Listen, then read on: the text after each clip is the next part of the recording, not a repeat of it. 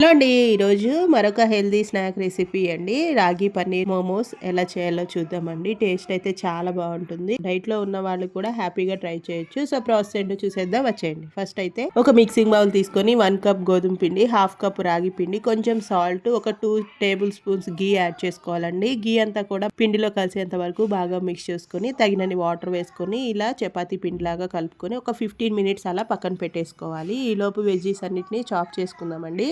Beans, carrot, అలాగే onion, పన్నీర్ని great చేసి పెట్టుకోవాలండి.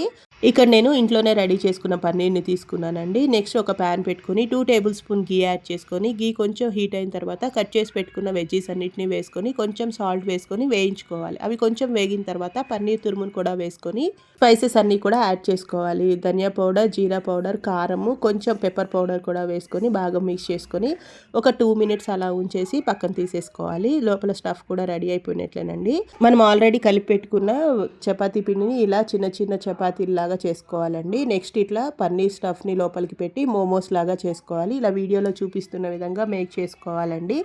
మీకు ఇంకా వేరే షేప్ ఏదైనా వస్తే ట్రై చేయొచ్చు. మోమోస్ అన్నిటిని కూడా ఇలా ప్రిపేర్ చేసుకొని ఏదైనా స్టీమర్లో కానీ లేదంటే ఇట్లా ఇడ్లీ పాత్రలో కానీ స్టీమ్ మీద ఉడికించుకోవాలండి. ఎక్కువ టైం ఏం పట్టదు. ఒక 10 మినిట్స్ అలా ఉడికించుకుంటే మీడియం ఫ్లేమ్లో రాగి పన్నీర్ మోమోస్ రెడీ అయిపోయినట్లేనండి. ఒకసారి మీరు కూడా తప్పకుండా ట్రై చేయండి. ఇలాంటి మరిన్ని హెల్తీ అండ్ టేస్టీ రెసిపీస్ కోసం మన ఛానల్ అయితే లైక్ చేయండి, షేర్ చేయండి, సబ్స్క్రైబ్ చేసుకోండి. మీకు ఇంకేమైనా రెసిపీ కావాలంటే కామెంట్ సెక్షన్లో కామెంట్ చేయండి. Thank you for watching.